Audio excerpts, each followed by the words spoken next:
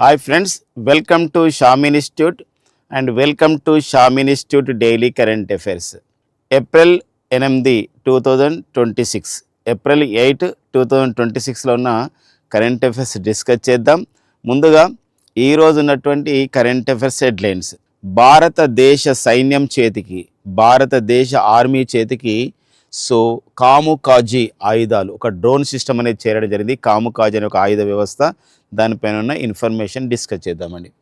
Next వచ్చేసి Skoll award for social justice and innovation, సామాజిక న్యాయము అండ్ నవకల్పనల విషయంలో కృషి చేసినందుకు ఇచ్చే అవార్డులు ఈ యొక్క స్కోల్ అవార్డులు మరి 2026 సంవత్సరానికి 3 సంస్థలకు ప్రకటించడం జరిగింది.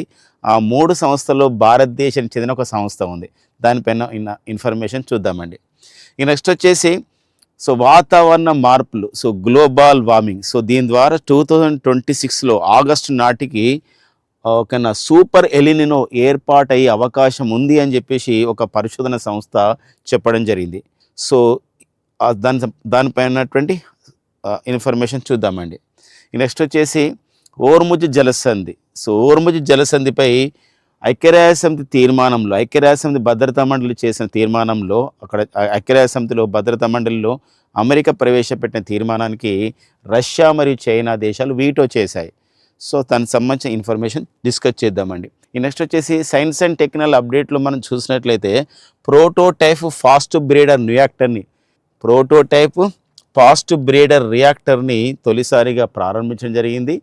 అది ఎక్కడ ప్రారంభించారు, అసలు దానికి సంబంధించిన సాంకేతిక ఏందో చూద్దామండి. ఇప్పుడు వివరణలోకి వెళ్దాము, ఓకేనా. భారత ఆర్మీ చేతికి కామ్కాజీ అనే పేరుతో ఉన్నటువంటి ఒక ఆయుధ వ్యవస్థ తీసుకురావడం జరిగిందండి. ఇది ఏంటి ఆయుధ వ్యవస్థ? మన ఇండియన్ ఆర్మీకి ఏంటి దీనికి సంబంధించిన ఇండియన్ ఆర్మీ వాళ్ళు తీసుకున్నటువంటి ఈ కామ్కాజీ ఆయుధ వ్యవస్థ ఏంటంటే it is a suicidal drones అనమాట. ఒక సూసైడల్ డ్రోన్స్ అండి. ఈ సూసైడల్ డ్రోన్స్ని ఆ విధంగా తీసుకోవడం జరిగిందనమాట. ఎవరు దీన్ని అభివృద్ధి చేయడం జరిగింది అంటే ఇన్సైడ్ ఎస్పీవి అనే సంస్థ, సూరత్కు చెందినటువంటి ఇన్సైడ్ ఎఫ్పివి అనే సంస్థ, ఈ సంస్థ దీన్ని అభివృద్ధి చేయడం జరిగింది. సుమారు ఒక 10 కోట్ల రూపాయల కాంట్రాక్ట్తో కొన్ని సంబంధించినటువంటి డ్రోన్ సిస్టమ్ని ఆర్మీ చేతికి ఆ విధంగా ఇవ్వడం జరిగిందనమాట. ఇది ఒక ఇంపార్టెంట్ అండి. అంటే మన భారతదేశ ఓకేనా ఈ యొక్క సైనిక దళానికి ఇది ఒక సంబంధించిన పటిష్టతను చేకూర్చే అవకాశం అనేది ఉంటుందన్నమాట. ఎందుకోసం అంటే ఇప్పుడున్నటువంటి పశ్చిమాసియా సంక్షోభంలో ఇరాన్, అమెరికా, ఇజ్రాయెల్ దాటికి తట్టుకుంటుంది అని చెప్పేసి అంటే బికాజ్ ఆఫ్ ఇరాన్ గతంలో అభివృద్ధి చేసుకున్నటువంటి డ్రోన్ సిస్టమ్ అని చెప్పొచ్చు అనమాట. ఈ క్రమంలో ఇక్కడ భారత ఆర్మీ చేతికి ఈ ఆయుధాలు అనేది రావడం జరిగింది. దీని యొక్క ప్రత్యేకత ఏంటి? What is the speciality of the ఒక కామ్కాజీ యొక్క ఆయుధ వ్యవస్థ, ఈ సూసైడల్ డ్రోన్ ఆత్మాహుతి వ్యవస్థ యొక్క ప్రత్యేకత ఏంటంటే ఇది గంటకు 120 కిలోమీటర్ల వేగంతో వెళ్తుంది. ఆర్టిఫిషియల్ ఇంటెలిజెన్స్ ఆధారంగా పనిచేస్తుందండి. అవసరమైతే కృత్రిమ మేధస్సు ఆధారంగా పనిచేస్తుంది. గరిష్టంగా 2.5 కిలోమీటర్ల ఎత్తుకెళ్తుంది. అంతేకాకుండా 10 కిలోమీటర్ రేడియస్లో ఇది పనిచేస్తుంది. 2.5 kgs ఆఫ్ ది పేలోడ్, అంటే 2.5 కిలోల పేలుడు పదార్థాలను కూడా తీసుకెళ్తుంది. ఈ యొక్క సూసైడల్ డ్రోన్ అనమాట. దీన్ని ఓకేనా. ఇక్కడ కాముకాజీ అనే ఒక ఆయుధ వ్యవస్థ, సూసైడల్ డ్రోన్ ఎవరు అభివృద్ధి చేశారండి? సూరత్ వారు అభివృద్ధి చేశారు. ఇది భారత ఆర్మీ చేతికి రావడం జరిగింది. గతంలో నాగపూర్ కేంద్రంగా పనిచేసిన కొన్ని సంస్థలు, మహారాష్ట్రలో నాగపూర్ కేంద్రంగా పనిచేసిన సంస్థలు కూడా నాగాస్త్ర అనే పేరుతో, ఓకేనండి, నాగాస్త్ర అనే పేరుతో కూడా ఇలాంటి డ్రోన్ వ్యవస్థని అభివృద్ధి చేసుకోవడం జరిగింది. తర్వాత క్రమంలో సూరత్లోని సంస్థ ఇలా అభివృద్ధి చేసింది, మన భారత సైన్యానికి ఇలా ఇవ్వడం జరిగిందండి. అంతేకాదు మన భారత సైనిక దళం వాళ్ళు జనవరి 15, 2026 భారత సైనిక దినోత్సవం సందర్భంగా 1,00,000 సోల్జర్స్తో 1,00,000 మందికి ఉపయోగపడే విధంగా ఒక డ్రోన్ వ్యవస్థను కూడా ఏర్పాటు చేయడం జరిగింది. దానికి భైరవ్ అని పేరు పెట్టడం జరిగింది. ఏమని పెట్టారండి? భైరవ్ అనే ఒక డ్రోన్ దళం. భైరవ్ అనేది ఏంటంటే భారత సైనిక దళం ఏర్పాటు చేసుకున్నటువంటి ఒక డ్రోన్ ఆపరేటింగ్స్ ఆ విధంగా సోల్జర్కు తెలియాలి, సైనికులకు తెలియాలి అని చెప్పేసి ఆ వ్యవస్థను ఏర్పాటు చేసుకోవడం జరిగిందండి. ఈ క్రమంలో మనం భారత సైన్యం అని చెప్పేసి అంటున్నాం కాబట్టి ఎవ్రీ ఇయర్ జనవరి 15ని నేషనల్ ఆర్మీ డేగా, జాతీయ సైనిక దినోత్సవంగా జరుపుకుంటాం. ప్రస్తుతం మన భారత ప్రధాన సైనిక అధికారి, the present chief of the Indian army staff ఎవరున్నారండి అంటే వారి జనరల్ ఉపేంద్ర ద్వివేది. ఎవరండి? జనరల్ ఉపేంద్ర ద్వివేది అనేవారు ఉండడం జరిగింది. జనరల్ ఉపేంద్ర ద్వివేది అండి ప్రజెంట్ మన భారత ప్రధాన సైనిక అధికారిగా పనిచేస్తారు అనమాట. సో నెక్స్ట్ కరెంట్ అఫైర్స్లో వివరంలోకి వెళ్దామండి. దీనిపైన క్వశ్చన్స్ అడిగే అవకాశం ఉంది. ఇటీవల కాలంలో భారత సైన్యం చేతికి కాముకాజీ అనే ఒక ఆయుధ వ్యవస్థ వచ్చింది. ఇది ఏ తరహా వ్యవస్థ అంటే it is a suicidal drone systems. Suicidal drones ఎవరు అభివృద్ధి చేశారు? ఒక సూరత్కు చెందినటువంటి సంస్థ. సూరత్కు చెందినటువంటి ఏ సంస్థ దీన్ని అభివృద్ధి చేసింది అంటే ఇన్సైడ్ ఎఫ్ఈవి అనే సంస్థ అభివృద్ధి చేసింది. గతంలో సోలార్ ఇండస్ట్రీస్ వాళ్ళు నాగపూర్ కేంద్రంగా ఇలాంటి వ్యవస్థను అభివృద్ధి చేశారు, డ్రోన్ సిస్టమ్. దాని పేరు ఏం పేరంటే నాగాస్త్ర. ఇలాంటి క్వశ్చన్స్ మనం ఎక్స్పెక్ట్ చేయడానికి ఉంటుందన్నమాట. ఓకేనండి.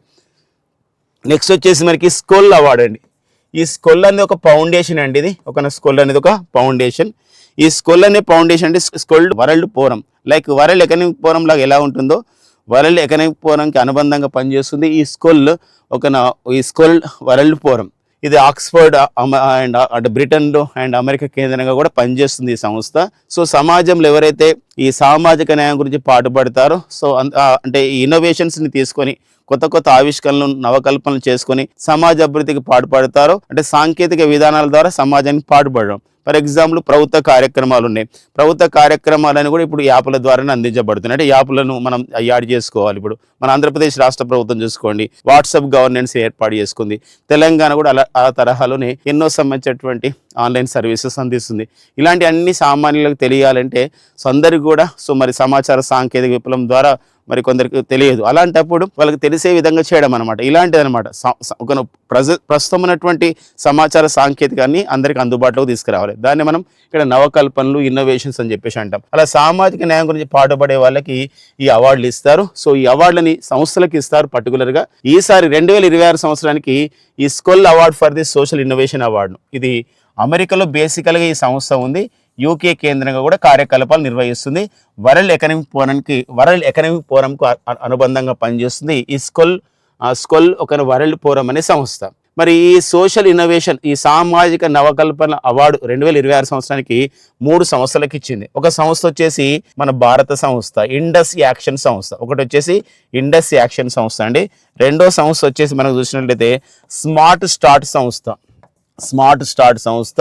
మూడో సంస్థ వచ్చేసి చూసినట్లయితే అది చైల్డ్ లైఫ్ ఫౌండేషన్ అండి. Child life foundation. So child life ఈ 3 సంస్థలకు ఇవ్వడం జరిగింది ఫ్రెండ్స్. ఇక్కడ గమనిస్తే ఇది మన ఇండస్ యాక్షన్ సంస్థ మన భారతదేశం చెందిన సంస్థ. స్మార్ట్ స్టార్ట్ అనే సంస్థ వచ్చేసి సౌత్ ఆఫ్రికా, దక్షిణాఫ్రికాలో చిన్నపిల్లల విద్య గురించి పాటుపడుతున్న సంస్థ. అండ్ ఇక్కడ కూడా చైల్డ్ లైఫ్ ఫౌండేషన్ కూడా చిన్నపిల్లల గురించి పాటుపడుతున్న సంస్థ, బట్ ఇది పాకిస్తాన్కి చెందినటువంటి సంస్థ. సో ఇక్కడ ఇండస్ యాక్షన్ సంస్థ గురించి చెప్పుకుందాం. దీని యొక్క వ్యవస్థాపకులు మన విజయవాడకు చెందినటువంటి చెరుకూరి తరుణ్. సో తరుణ్ చెరుకూరి గారు. వీరు ఆరోగ్యము, విద్య, ప్రభుత్వ సేవల్ని ప్రజలకు చేరువ చేస్తారు. ఎలా? ఉన్నటువంటి సాంకేతిక విధానాల ద్వారా. అంటే కొత్త కొత్త ప్రభుత్వ కార్యక్రమాలు వస్తాయి, ఆ కార్యక్రమాల లబ్ధిదారులను ఆ విధంగా వారికి ఆ సమాచారం చేరవేయడం ఈ యొక్క ఇండస్ యాక్షన్ సంస్థ యొక్క ప్రధానమైన ఉద్దేశం. ఢిల్లీ, బెంగళూరు కేంద్రంగా ఈ సంస్థ అనేది పనిచేస్తుంది. ఈ సంస్థ ఆరోగ్యం అంటే health sector and education and government సర్వీసెస్ని ప్రజలకు చేరవ చేయడమే దీని యొక్క ప్రధానమైన ఉద్దేశం అండి.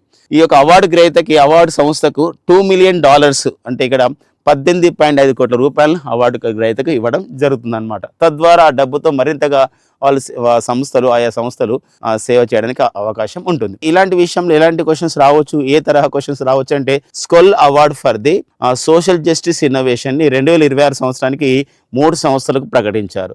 3 సంస్థలు ఏంటంటే, ఒకటి ఇండస్ యాక్షన్ సంస్థ, భారతదేశం చెందిన సంస్థ. రెండవ సంస్థ వచ్చేసి మనకి చూసినట్లయితే ఇక్కడ స్మార్ట్ స్టార్ట్ సంస్థ, సౌత్ ఆఫ్రికా. చైల్డ్ లైఫ్ సంస్థ ఫౌండేషన్, పాకిస్తాన్. ఇందులో ఇండస్ యాక్షన్ సంస్థ గురించి కొంచెం ఇంపార్టెంట్ గా చూసుకోవాలి. ఇది మనకి చెరుకూరి తరుణ్ గారు ప్రారంభించారు, విజయవాడకు చెందినవారు. ఆరోగ్యం, విద్య, ప్రభుత్వ సేవలకి ప్రజలకు చేరువ చేస్తుంది. ఢిల్లీ, బెంగళూరు ద్వారా కార్యకలాపాలు నిర్వహిస్తుంది. ఓకేనండి. మరి బేసికల్ గా Skoll award for social innovation award ని సో మరి అమెరికా కేంద్రంగా కార్యకలాపాలు ప్రారంభించింది. అండ్ యూకే కేంద్రంగా కూడా సో ఇది అవార్డును ప్రదానం చేయడం జరుగుతుంది, ఆక్స్ఫర్డ్ కేంద్రంగా. అనే విషయం గమనించండి. వరల్డ్ ఎకనామిక్ ఫోరంకు అనుబంధంగా పనిచేస్తుంది ఈ సంస్థ అనమాట. ఓకేనండి. స్కోల్ వరల్డ్ ఫోరం అనే సంస్థ అనమాట. ఓకేనండి. ఇది అవార్డుల విషయంలో చాలా చాలా ఇంపార్టెంట్ అండి. ఇలాంటి అవార్డు ఈ మధ్యకాలంలో రావడం అనేది మన భారతీయులకి సో ఇంపార్టెన్స్గా ఇవ్వాల్సినటువంటి అవసరం ఉంటుందన్నమాట. సూపర్ ఎలినినో అంటామండి. ఇది ఒక సైన్స్ అండ్ టెక్నికల్ అప్డేట్స్లో పర్యావరణ విషయంలో చాలా ఇంపార్టెంట్గా మనం పరిగణించదగ్గ విషయం అనమాట. ఇక్కడ European centre for the medium range weather forecast అని చెప్పేసి అంటామండి. European centre for the medium range weather forecast అంటే ఇక్కడ ఈ ఐరోపా కేంద్రంగా పనిచేస్తుంది. ఐరోపా కేంద్రంగా పనిచేస్తున్న ఈ సంస్థ మీడియం రేంజ్ వెదర్ ఫోర్కాస్ట్ అంటే ఇక్కడ వాతావరణాన్ని అధ్యయనం చేస్తుంది. సో ఈ సంస్థ అండి ఇది మన 1975లో ఏర్పాటు చేయబడ్డ సంస్థ. యూకేలో ఉంది, దీని ప్రధాన కార్యాలయం ఇటలీలో ఉంది, యూకేలో ఉందని దీని అంటే కార్యాలయాలు యూకేలో అండ్ ఇటలీలో అండ్ నెక్స్ట్ జర్మనీ దేశం గుండా కూడా జర్మనీ దేశంలోని బాన్ కేంద్రం కూడా ఈ కార్యకలాపాలు నిర్వహిస్తుంది. ఇక్కడ ఏమవుతుందంటే ఆగస్టు 2026 నాటికి సూపర్ ఎలినినో ఏర్పడుతుంది. సూపర్ ఎలినినో అంటారు, ఎలినినో ఎఫెక్ట్ అంటారు అండ్ ఎలినినో అంటారు. ఎలినినో అండ్ నెక్స్ట్ వచ్చేసి లానినో అని చెప్పేసి అంటాం. లానినో ఇవి రెండు కూడా మనకు ఒక రెండు దృగ్విషయాలు. ఏంటి దృగ్విషయాలు అని చెప్పేసి ఒక ఫినామినన్ ఏంటి అంటే ఇక్కడ ఇది సముద్రం పైన ఏర్పడతాయి. ఇది పసిఫిక్ మహాసముద్రం అండి. పసిఫిక్ ఓషన్లో ఏర్పడే ఒక దృగ్విషయం ఏంటంటే ఈ యొక్క వాతావరణ మార్పుల కారణంగా సముద్రం పైన ఉపరితలం నీటి యొక్క ఉపరితలం ఉంది కదా, ఆ ఉపరితలం వేడెక్కుతుంది. అంటే సాధారణ ఉష్ణోగ్రత కన్నా ఎక్కువగా వేడెక్కుతుంది. ఇంకా ఎక్కువగా వేడెక్కితే అంతకన్నా సగటు కంటే 2.5 అంటే ఒక సంవత్సరంలో ఒక సగటు తీసుకుంటాం, యావరేజ్ తీసుకున్నాం అనుకోండి, ఆ సగటు కన్నా 2.5 డిగ్రీస్ ఆ విధంగా సెల్సియస్ ఉందనుకోండి, దాన్ని సూపర్ ఎల్నినో అంటాం. మామూలుగా సో ఒక వేడెక్కడ యావరేజ్తో వేడెక్కడం ఇక్కడ లానినో ఎల్నినో అని చెప్పేసి ఎల్నినో అని చెప్పేసి అంటాం. ఒకనా పసిఫిక్ సముద్ర ఉపరితలం నీటి ఉపరితలం వేడెక్కడం ఎల్నినో, చల్లబడడాన్ని ఏమంటారని చల్లబడడాన్ని లానినో అని చెప్పేసి అంటాం. ఈ రెండు కూడా మనకు ప్రమాదంగా ఉంటాయి అన్నమాట. వాతావరణ మార్పులు కారణమవుతాయి.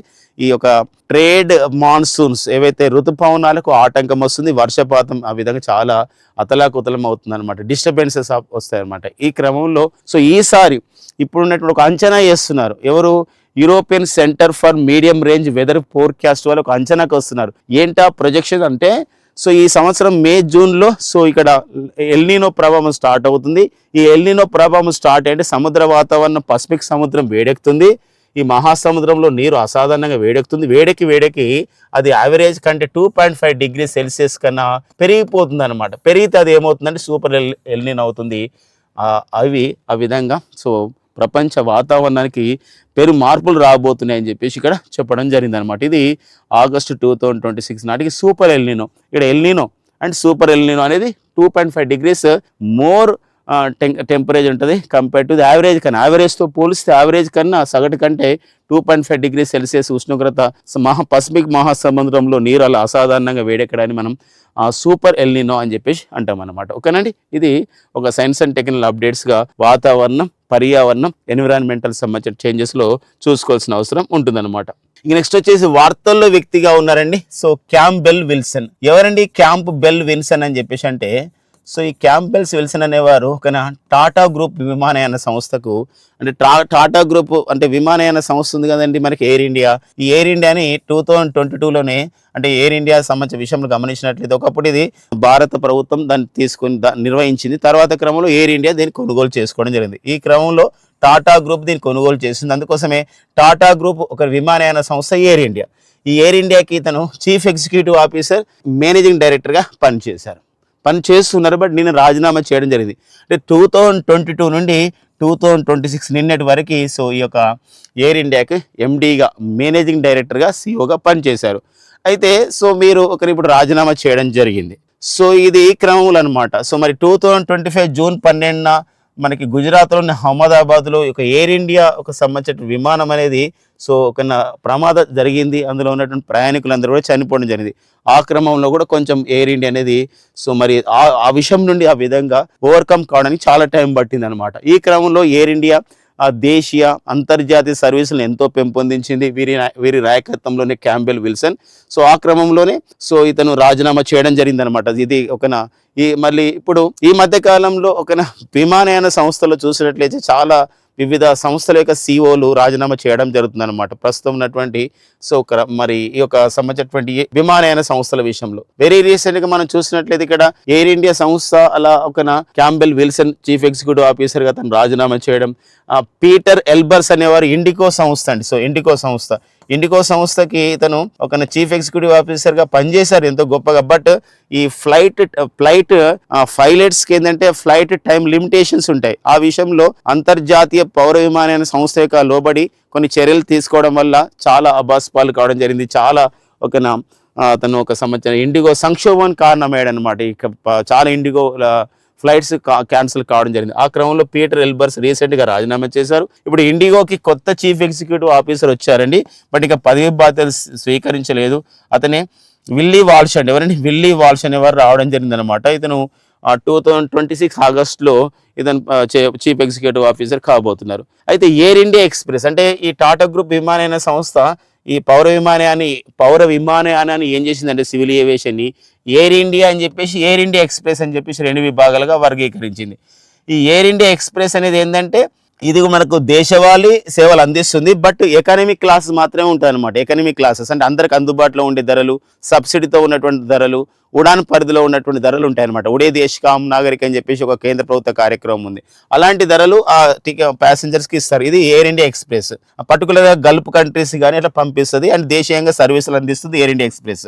ఎయిర్ ఇండియా అంటే ఏంటంటే అంతర్జాతీయ సర్వీసెస్ ఎక్కువ అందిస్తుంది. దేశీయ సర్వీసెస్ కూడా ఉంటాయి, డొమెస్టిక్ అండ్ ఇంటర్నేషనల్ ఉంటుంది. బట్ ఇక్కడ 2 రకాల సీట్లు ఉంటాయి. ఏంటంటే ఇక్కడ బిజినెస్ క్లాస్ సీట్లను అందిస్తుంది మంచి, అంతేకాకుండా ఎకనామిక్ క్లాస్ సంబంధించిన సీట్లను కూడా అంటే కూర్చోవడానికి అనమాట విమానాల్లో అలాంటి సీట్స్ని అందించడం జరుగుతుంది అనమాట. బట్ ఎయిర్ ఇండియా ఎక్స్ప్రెస్ వచ్చేసి ఓన్లీ అందరికీ అందుబాటులో ఉండే ఎకనమీ సంబంధించినటువంటి తరహా ప్రయాణానికి ఆ విధంగా ఇది ప్రమోట్ చేస్తారు అనమాట. ఈ క్రమంలో ఎయిర్ ఇండియా ఎక్స్ప్రెస్ CEO అయినటువంటి అలోక్ సింగ్ కూడా ఇటీవల కాలంలో రాజీనామా చేయడం జరిగింది. సో కాబట్టి ఇక్కడ మనకి ఈ సంబంధించిన విషయం గమనించండి.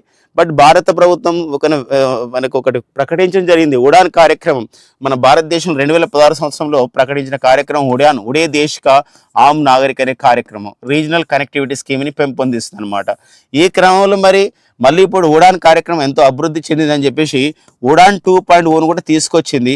ఈ క్రమంలో ఇలా రాజీనామా చేయడం కొత్త వాళ్ళు రావడం ద్వారా మరింతగా ఇది ఉత్తేజం పొందే అవకాశం అయితే ఉంటుంది అనమాట. పౌర విమానయాన రంగం ఒక ఎమర్జింగ్ సెక్టర్గా మన దేశంలో ఉంటుందని చెప్తున్నారు మన విశ్లేషకులు అనమాట. ఇదండి, దీనిపైన ఎలాంటి క్వశ్చన్స్ మనం పేజ్ చేసుకోవచ్చు అంటే ఇటీవల రాజీనామా చేసినటువంటి లేదా CEOగా ఉన్నటువంటి వారు ఎవరు రాజీనామా చేశారు, లేకపోతే ఈ మధ్యకాలంలో ఇక 3 విమానయాన సంస్థల CEOలు రాజీనామా చేశారు కాబట్టి టాటా ఎయిర్ ఇండియా CEO పేరు రాజీనామా చేసింది క్యాప్బెల్ విల్సన్. ఇంకా అతని ప్లేస్లో ఇంకా ఎవరు రాలేదు. And air India express CEO రాజీనామా చేశారు అలోక్ సింగ్, అతని ప్లేస్లో ఇంకా ఎవరు రాలేదు. బట్ ఇక్కడ ఇండిగో CEOగా పీటర్ ఎల్బర్స్ రాజీనామా చేశారు. ఎవరండి? పీటర్ ఎల్బర్స్ అనేవారు రాజీనామా చేశారు. చేస్తే వారి ప్లేస్లో ఎవరు వచ్చారండి? విల్ వాల్ష్ రావడం జరిగింది. దాని ఆగస్టు 2026లో అతను పదవి బాధ్యతలు చేపట్టబోతున్నారు. ఆ విషయం గమనించాలండి. ఇక టాటా గ్రూప్లో చాలా సంస్థలు ఉంటాయి. టాటా గ్రూప్కు మొత్తం చైర్మన్గా పనిచేసిన వారు నటరాజన్ చంద్రశేఖరన్ అండి. ఎవరండి? నటరాజన్ చంద్రశేఖరన్. ఇటీవల కాలంలో వీరికి బ్రిటన్ రాజు అయినటువంటి వారు నైట్వుడ్ పురస్కారాన్ని ఇవ్వడం జరిగింది అనమాట.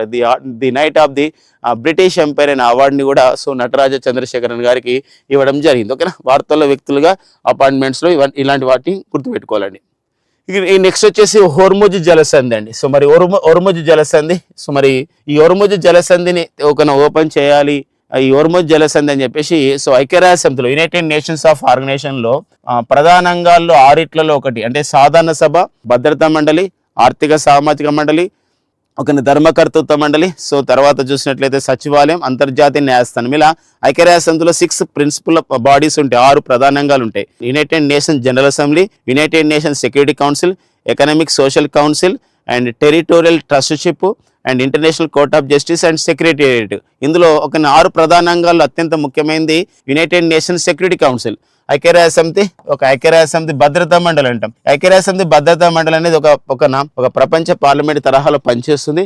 ఈ క్రమంలో ఐక్యరాజ్య సమితి భద్రతా మండలి భద్రతా మండలి మొత్తం 15 సభ్య దేశాలు ఉంటాయి. ఇందులో 5 సభ్య దేశాలు వచ్చేసి శాశ్వత సభ్య దేశాలు, మిగతా 10 దేశాలు తాత్కాలిక సభ్య దేశాలు. తాత్కాలిక సభ్య దేశాల పదవి కాలం 2 సంవత్సరాలు ఉంటుంది. ఈ యొక్క శాశ్వత సభ్య దేశాలకి ఏదైనా తీర్మానం ప్రవేశపెట్టినప్పుడు వీటో చేసే అధికారం ఉంటుంది. అందులో ఒకరు వీటో చేసినా ఆ తీర్మానం అనేది ఏమవుతుందంటే డిస్క్వాలిఫై అనేది కావడం జరుగుతుంది అనమాట. తీర్మానం వీగిపోతుంది. ఈ క్రమంలో ఈ యొక్క హోర్ముజ్ జలసంధి పైన ఏదైతే మనకి ఇరాక్ దీన్ని మూసేసిందో అంటే ఇరాన్ దేశం దీన్ని మూసేసింది అనమాట, క్లోజ్ చేసింది because of the America Israel దాడి చేయడం కారణంగా. ఈ క్రమంలో ఐక్యరాజ్య సమితిలో యునైటెడ్ నేషన్స్లో అమెరికా యొక్క తీర్మానాన్ని ప్రవేశపెట్టింది. దీన్ని ఓపెన్ చేయాల్సిందే అని చెప్పేసి ఆ తీర్మానం విషయంలో మొత్తం 15 దేశాలు కదా, ఈ 15 దేశాల్లో 11 దేశాలు అనుకూలంగా ఓటేశాయి, 2 దేశాలు ఓటింగ్ దూరంగా ఉన్నాయి, 2 దేశాలు ఏంటండి ఆ ఓటింగ్ని తిరస్కరించాయి, తీర్మానాన్ని వీటో చేశాయి. వీటో చేయడం అంటే ఈ తీర్మానాన్ని మేము అగ్రి చేయడం లేదు, ఇది డిసగ్రీగా ఉన్నాం, డిసప్రూవ్ చేస్తున్నాం అని చెప్పేసి చెప్పడం జరిగింది అనమాట. ఇది ఒక ఇంపార్టెంట్గా చూసుకోవాల్సిన అవసరం ఉంది.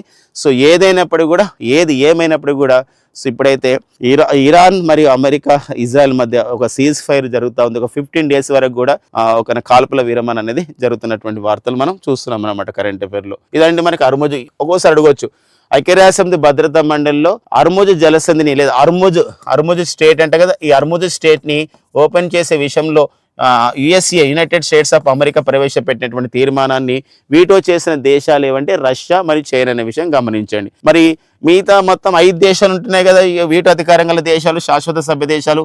ఏవా దేశాలు అంటే అమెరికా అండి, యూకే, నెక్స్ట్ వచ్చేసి ఇక్కడ ఒక ఫ్రాన్స్, అండ్ నెక్స్ట్ వచ్చి రష్యా అండ్ చైనా అనమాట. ఈ క్రమంలో గమనించినట్లయితే అమెరికాకు సపోర్ట్గా నిలిచినవి ఇక్కడ మనం చెప్పొచ్చు అనమాట. కానీ ఇక్కడ వీటోకు దూరంగా అంటే ఏ 2 దేశాలు ఓటింగ్ దూరంగా ఉన్న విషయం చెప్పలేదన్నమాట. కాబట్టి సో ఆ విషయాలు ప్రకటించలేదు ఐక్యరాజ్యసమితి భద్రతా మండలి. అది నేపథ్యం అండి. సో ఐక్యరాజ్యసమితి అని చెప్పేసి అంటున్నాం కాబట్టి 1945లో ఏర్పాటు చేయబడ్డ సంస్థ, October 24లో ఏర్పాటు చేయబడ్డ సంస్థ, న్యూయార్క్ కేంద్రంగా పనిచేస్తున్నటువంటి సంస్థ ఐక్యరాజ్యసమితి. మరి ఐక్యరాజ్యసమితిలో ప్రస్తుత దాని కార్యకలాపాలు నిర్వహిస్తున్నారు ఐక్యరాజ్యసమితి ప్రధాన కార్యదర్శి. ఐక్యరాజ్యసమితి ప్రస్తుత ప్రధాన కార్యదర్శి ఎవరు మై డియర్ ఫ్రెండ్స్ అంటే ఆంటోనియో గుటెరెస్ అండి. సో ఆంటోనియో గుటెరెస్ అనేవారు ఐక్యరాజ్యసమితికి ప్రస్తుత ప్రధాన కార్యదర్శిగా పనిచేస్తారు అనమాట. ఓకేనండి. ఇతను ఆంటోనియో గుటెరెస్ ఏ దేశానికి చెందినవారంటే పోర్చుగల్ దేశానికి చెందినవారు ఆంటోనియో గుటెరెస్ అనే విషయం గమనిస్తూ, ఆంటోనియో గుటెరెస్ ఐక్యరాజ్యసమితికి 9వ ప్రధాన కార్యదర్శిగా పనిచేస్తారు అనమాట. నెక్స్ట్ కరెంట్ అఫైర్కి వెళ్దామండి. ఇక నెక్స్ట్ వచ్చేసి వియత్నాం అండి. మరి వియత్నాం దేశ సో అధ్యక్షుడిగా, వియత్నాం దేశ నూతన అధ్యక్షుడిగా, ఏదంటే వియత్నాం దేశ నూతన అధ్యక్షుడిగా. సో గతంలో చూసినట్లయితే ఇక్కడ లువాంగ్ కువాంగ్ అండి, లువాంగ్ కువాంగ్ పేరు చూడండి ఎలా ఉంది. లువాంగ్ కువాంగ్ అనేవారు, లువాంగ్ కువాంగ్ అనేవారు. సో ఇక్కడ వియత్నాంకి అధ్యక్షుడిగా ఉండేవారు. సో ఇటీవల వియత్నాం దేశ అధ్యక్ష ఎన్నికలు జరిగాయి. సో వియత్నాం దేశ అధ్యక్ష ఎన్నికల్లో జరిగితే ఇక్కడ అధ్యక్షుడిగా తోలామ్, ఎవరండి తోలామ్ అనేవారు ఎన్నిక కావడం జరిగిందనమాట. వీరు ఇప్పుడు 2026 నుండి 2031 వరకు కూడా సో వియత్నాంకి నూతన అధ్యక్షుడిగా కొనసాగుతున్నారు. వీరు కమ్యూనిస్ట్ పార్టీకి చెందినవారండి. మరి ఇతను కమ్యూనిస్ట్ పార్టీకి జనరల్ సెక్రటరీ కూడా సో పనిచేస్తున్నారు అనమాట. ఎవరండి ఇక్కడ ఈ యొక్క సంబంధించినటువంటి తోలామ్. సో కాబట్టి తోలామ్ ఏ దేశ నూతన అధ్యక్షుడు ఏంటో మనకి ఇంపార్టెంట్ అండి. సో అబౌట్ ద వియత్నాం గురించి చెప్పినట్లయితే వియత్నాం యొక్క రాజధాని వచ్చేసి హనోయ్ అండి. అండ్ వియత్నాం యొక్క పార్లమెంట్ పేరు వచ్చేసి ఏంటి ఫ్రెండ్స్ తెలుసా అండి, నేషనల్ అసెంబ్లీ అనేది వియత్నాం పార్లమెంట్ అండి. వియత్నాం యొక్క కరెన్సీ వచ్చేసి వియత్నాం డాంగ్ అంటామండి, డాగ్ కాదని డాంగ్. వియత్నాం డాంగ్ అనేది వియత్నాం యొక్క కరెన్సీ అనమాట. సో ఇటీవల కాలంలో తోలామ్ ఈ క్రింది ఏ దేశ అధ్యక్షుడిగా నియమితులయ్యారు? గతంలో అతను ఏ పార్టీకి చెందిన, అంటే ప్రజెంట్ అతను ఏ పార్టీకి చెందినవాడు? కమ్యూనిస్ట్ పార్టీకి చెందినవారు. ఎవరి ప్లేస్ లో వచ్చాడు? లేదా బేసిక్ క్వశ్చన్స్ అడిగితే వియత్నాం కరెన్సీ ఏంది అంటే వియత్నామీస్ డాంగ్. వియత్నాం యొక్క పార్లమెంట్ పేరేం పేరు? National assembly. వియత్నాం యొక్క రాజధాని ఏంటంటే హనోయ్. అలా బేసిక్ నుండి కూడా స్టాండర్డ్స్ నేర్చుకోవాలి. ఇది అపాయింట్మెంట్స్ నియామకాల విషయంలో ఇంపార్టెంట్ అయినటువంటి ఒక కరెంట్ అఫైర్. ఇక నెక్స్ట్ వచ్చేసి ఖలీలూర్, ఏదండి ఖలీలూర్. సో ఖలీలూర్ రెహమాన్ అండి. ఎవరండి ఖలీల్ రెహమాన్ అంటే? So foreign minister or external affairs minister of the Bangladesh. So friends మనందరికీ తెలుసు February 17, 2026 సో బంగ్లాదేశ్లో కొత్త ప్రభుత్వం ఏర్పాటైంది, కొత్త ప్రధాని వచ్చాడు. అతని పేరే Tarique Rahman who appointed as the ఒక Bangladesh 11th prime minister and ఈ బిలాంగ్స్ టు బంగ్లాదేశ్ నేషనల్ పార్టీకి చెందినవారు అనమాట. ఎందుకోసం బంగ్లాదేశ్లో ఈ జనరేషన్ జెడ్ ఉద్యమం జరగడం, షేక్ హసీనా పదవి విచ్యుతురాలు కావడం, మన భారతదేశం రావడం, ఈ క్రమంలో సో బంగ్లాదేశ్లో కొత్త ప్రభుత్వం వచ్చింది తారిక్ రెహమాన్. ఈ తారిక్ రెహమాన్ ప్రమాణ స్వీకారానికి మన భారతదేశం నుండి ఓం బిర్లా, మన Lok Sabha speaker Om Birla, and next మనకి కేంద్ర విదేశీ వ్యవహారాల శాఖ కార్యదర్శి union secretary for the foreign affairs వారి యొక్క విక్రమ్ మిశ్రీ వీళ్ళిద్దరు కూడా హాజరు కావడం జరిగింది అనమాట. ఈ క్రమంలో ఇప్పుడు ఈ యొక్క భారత్ బంగ్లాదేశ్ మధ్య అంటే ఈ తారిక్ రెహమాన్ కన్నా ముందు బంగ్లాదేశ్ తాత్కాలిక సారథిగా మహమ్మద్ యూనస్ ఉన్నాడండి. మహమ్మద్ యూనస్ ఈ మహమ్మద్ యూనస్ మన భారత్ పైన ఎన్నో వివాదాస్పదమైన వ్యాఖ్యలు చేయడం జరిగింది. ఈ క్రమంలో భారత్ బంగ్లాదేశ్ మధ్య దౌత్య సంబంధాలను బలోపేతం చేసే దిశలో భాగంగా so to strengthen the India and Bangladesh ఒక బయోలేటరల్ రిలేషన్స్. సో ఒక Bangladesh foreign minister his name is Khalilur Rahman so who visited India recently అనమాట. అతను మన భారతదేశ పర్యటనకు వచ్చారు. బంగ్లాదేశ్ విదేశాంగ మంత్రి భారత్ లో ప్రస్తుతం పర్యటిస్తున్నారు. వారు ఎవరంటే ఖలీలుర్ రెహమాన్. అంటే తారిక్ రెహమాన్ ప్రధానమంత్రిగా అయిన తర్వాత ఫస్ట్ టైం అనమాట ఒక బంగ్లాదేశ్ ఒక సంబంధించినటువంటి మంత్రి మన భారతదేశం రావడం. ఈ క్రమంలో మన భారతదేశంలో మరి నేషనల్ సెక్యూరిటీ అడ్వైజర్ మన ప్రభుత్వ ఒక భద్రతా సలహాదారు ఉన్నారండి, నేషనల్ సెక్యూరిటీ అడ్వైజర్. మరి అతని అజిత్ దోవల్తో వారు సమావేశం కావడం కూడా జరిగింది అనమాట. అంటే ఈ సమావేశంలో ఏం డిస్కస్ చేసుకున్నారనేది ఇంకా ప్రెస్లో ఏం రిలీజ్ కాలేదు, ప్రెస్ ఇన్ఫర్మేషన్ బ్యూరోలో. బట్ ఓన్లీ మీటింగ్ మాత్రమే జరిగింది, అది న్యూఢిల్లీలో జరిగింది అనమాట. కాబట్టి అంటే బంగ్లాదేశ్ నేషనల్ పార్టీ బంగ్లాదేశ్లో అధికారంలోకి వచ్చిన తర్వాత తారిక్ రెహమాన్ బంగ్లాదేశ్ ప్రధానమంత్రి అయిన తర్వాత బంగ్లాదేశ్ ఒక ప్రతినిధి మన భారతదేశంలో తొలిసారిగా పర్యటించారు. అతను ఎవరు అంటే అతని పేరు ఖలీలుర్ రెహమాన్, బంగ్లాదేశ్ విదేశాంగ మంత్రి. ఎవరితో విధంగా ఇక్కడ కలుసుకున్నారు మన భారతదేశంలో న్యూఢిల్లీ అంటే జాతీయ భద్రతా సలహాదారు నేషనల్ సెక్యూరిటీ అడ్వైజర్ అయినటువంటి అజిత్ దోవల్తో కలుసుకునే సమావేశం అనేది జరిగిందనమాట. ఒక వార్తల్లో వ్యక్తులుగా అండ్ అంతర్జాతీయ విషయాల్లో ఇంటర్నేషనల్ రిలేషన్స్ అంతర్జాతీయ సంబంధాల్లో ఇంపార్టెంట్ అయినటువంటి టాపిక్గా ఈ సమాచారాన్ని మనం తీసుకోవచ్చు అనమాట.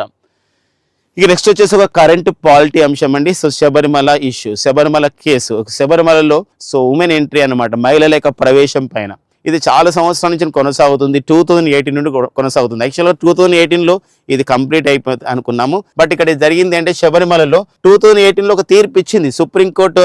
5 సభ్యుల ధర్మాసనం ఒక తీర్పు ఇచ్చింది, ఆ కాన్స్టిట్యూషనల్ బెంచ్. ఏంటి ఆ తీర్పు అంటే సో ఇక శబరిమలలో మహిళల పైన ఆంక్షలు ఉండనవసరం లేదు, 10 to 15 ఇయర్ ఏజ్లో ఉన్నటువంటి వయసు మహిళలు వెళ్ళొచ్చు అని చెప్పేసి వెంటనే మళ్ళీ సుప్రీంకోర్టులో దాన్ని రివ్యూ చేయడం జరిగింది అనమాట. కొందరు మళ్ళీ రివ్యూ పిటిషన్లు వేశారు. ఈ క్రమంలో సో ఇప్పుడు ఏం చేసిందంటే సుప్రీంకోర్టు ఏం చేసిందంటే ఈసారి 9 మంది సభ్యుల ధర్మాసనాన్ని ఏర్పాటు చేసింది. ఎవరి యొక్క నేతృత్వంలో ఏర్పాటు చేసిందంటే జస్టిస్ సూర్యకాంత్, ప్రస్తుతం మన భారత సుప్రీంకోర్టు ప్రధాన న్యాయమూర్తి, సుప్రీంకోర్టుకి 53వ ప్రధాన న్యాయమూర్తి, భారత సుప్రీంకోర్టుకి ప్రధాన న్యాయమూర్తి అయినటువంటి తొలి హర్యానా వ్యక్తి ఎవరండి, జస్టిస్ సూర్యకాంత్. వారి నేతృత్వంలో ఒక 9 మంది సభ్యుల ధర్మాసనం వేశారు. దేనిపైన శబరిమలలో 10 సంవత్సరాల నుండి 50 సంవత్సరాల మహిళలు సో ప్రవేశానికి సో అనర్హులు, అంటే అర్హులు అని చెప్పేసి తీర్పిచ్చింది. కానీ అది కరెక్ట్ కాదు అని చెప్పేసి ఆ విధంగా మళ్ళీ రివ్యూ చేస్తున్న కారణంగా సో 9 మంది సభ్యుల ధర్మాసనం ఏర్పాటు చేశారు. కేంద్ర ప్రభుత్వానికి నోటీస్ ఇచ్చారు. అసలు ఏంటి మీ యొక్క స్టాండ్ ఏంది, కేంద్ర ప్రభుత్వం యొక్క స్టాండ్ ఏంది అంటే అప్పుడు కేంద్ర ప్రభుత్వం స్టాండ్ ఎవరు చెప్తారండి, కేంద్ర ప్రభుత్వం తరఫున సుప్రీంకోర్టులో సో అటార్నీ జనరల్ అని చెప్తారు, లేదా అటార్నీ జనరల్కి అసిస్టెంట్ అతను 2వ న్యాయాధికారి అవుతాడు. అతను ఎవరు, సొలిసిటర్ జనరల్. ఈ solicitor general Tushar Mehta so కేంద్ర ప్రభుత్వం యొక్క స్టాండ్ని చెప్పడం జరిగింది. స్టాండ్ అనగా కేంద్ర ప్రభుత్వం ఏమనుకుంటుందని చెప్పేసి. ఈ క్రమంలో సో శబరిమలలో మహిళల పైన ఆంక్షలు సబబే అని చెప్పేసి సుప్రీంకోర్టుకు తెలిపిన కేంద్ర ప్రభుత్వం. సో ఇదండి మనకి గతంలో మనం చూసినట్లయితే తుషార్ మెహతా అన్నారు, ఎందుకంటే మన భారత ఆర్టికల్ 25 ప్రకారం ఏంటంటే మన దేశంలో మత స్వేచ్ఛ ఉందని చెప్పేసి వాదించడం జరిగింది. బట్ ఇక్కడ ఏంటంటే సో మన ఆచారాలు సాంప్రదాయాలు కూడా ఇంపార్టెంటే అని చెప్పేసి ఒక సంబంధించినటువంటి వాదన చేయడం జరిగింది. అంతేకాకుండా గతంలో చూసినట్లయితే ఇది మళ్ళీ మహిళలను రానివ్వకుండా అక్కడ చేయడం అనేది సో ఆర్టికల్ 17 అంటే సమానత్వ హక్కు ఉంటుంది మరి 14 నుండి 18 ఆర్టికల్లో. ఈ సమానత్వ హక్కులో మరి 17వ ఆర్టికల్ అంటరానితనం గురించి చెప్తుంది. అంటరానితనం అనేది నిషేధించబడింది. ఎందుకు ఇలా అంటరానిగా చూస్తున్నారు అని చెప్పేసి అలాంటి కూడా లేవనెత్తడం జరిగింది అనమాట. ఇదండి సో మరి శబరిమలలో మరి ఫైనల్గా ఎలాంటి ఒక వర్డిక్ట్ని తీర్పుని మళ్ళీ ఇవ్వబోతున్నారు ఈ మన జస్టిస్ సూర్యకాంత్ నేతృత్వంలోని 9 మంది సభ్యుల ధర్మాసనం పైన అని చెప్పేసి మనం చూస్తున్నారు అనమాట. ఇది శబరిమలలో జరుగుతున్నటువంటి ఒక సంబంధించినటువంటి అప్డేట్స్ అండి. శబరిమలలో మహిళల పైన సంబంధించిన ఎంటర్ అవుతారా లేకపోతే ఆ సంబంధించిన ఆలయంలోకి ఏంటి అని చెప్పేసి ఇక్కడ చూస్తున్నటువంటి సమయం అనమాట. ఓకేనా, నెక్స్ట్ చూద్దామండి.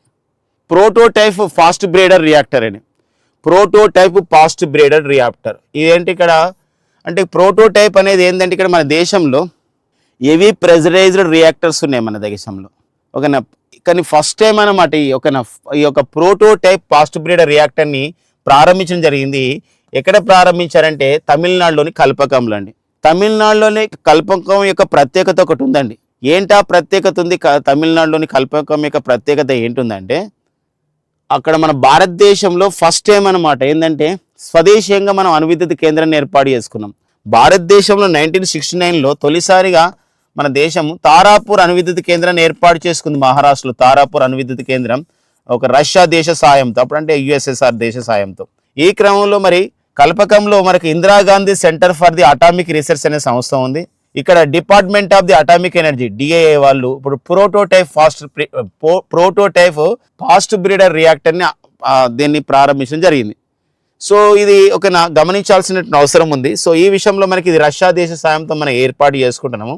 అయితే ఇందులో మనం చూస్తే ఇక్కడ ఈ ప్రోటోటైప్ ఫాస్ట్ బ్రీడర్ రియాక్టర్ అనేది మనకి సో ఎక్కువ శక్తిని, మనకి ఎక్కువ విద్యుత్తుని అందిస్తుంది. అని తక్కువ అంటే ఆ శక్తి ప్రక్రియలో ఆ రాసాయనిక చర్యలు జరుగుతున్నప్పుడు తక్కువ శక్తి అక్కడ తీసుకొని ఎక్కువ శక్తి మనకి ఇచ్చే అవకాశం ఉంటుంది అనమాట. ఇందులో మనం గమనించినట్లయితే ఇక్కడ సోడియం కూల్డ్ రియాక్టర్స్ ఉంటాయి. ఈ సోడియం కూల్డ్ రియాక్టర్స్ ఏం చేస్తాయంటే యురేనియం ప్లూటోనియం మిక్స్డ్ ఆక్సైడ్ ఫ్యూయల్ని, ఓకేనా, యురేనియం ప్లూటోనియం మిక్స్డ్ ఆక్సైడ్ ఫ్యూయల్ని యురేనియం 238గా మార్చేసి మరింతగా శక్తిని అనేది ఇవ్వడం జరుగుతుంది అనమాట. ఇది ఈ యొక్క ప్రోటోటైప్ ఫాస్ట్ బ్రీడర్ రియాక్టర్స్ అనమాట. దీనిపైన ఎలాంటి క్వశ్చన్స్ రావచ్చు అంటే భారతదేశంలో తొలిసారిగా ఈ ప్రోటోటైప్ ఫాస్ట్ బ్రీడర్ రియాక్టర్ పైన ఎక్కడ ఏర్పాటు చేశారు అని చెప్పేసి అంటారు. ఇక్కడ ఏర్పాటు చేశారు తమిళనాడులోని కల్పకంలో ఏర్పాటు చేశారు.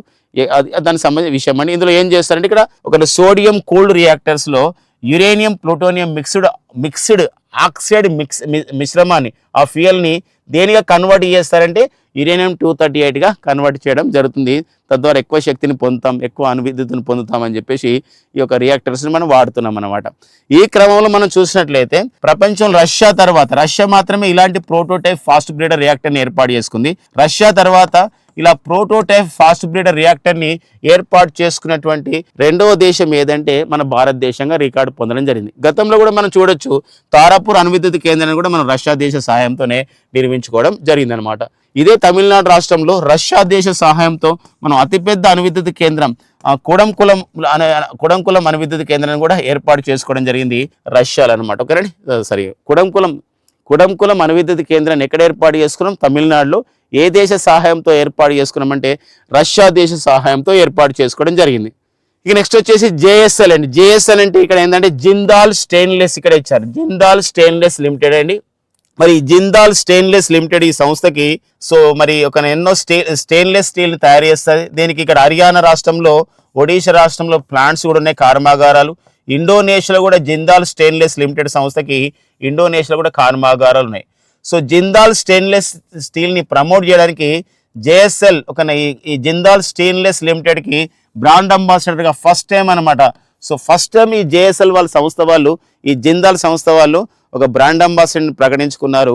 వారు ఎవరంటే రణ్వీర్ సింగ్ అండి. సో మరి బాలీవుడ్ నటుడు, మరి దురంధర్ లాంటి సినిమాల ద్వారా ఎంతో ప్రఖ్యాతి చెందారు మరి రణ్వీర్ సింగ్.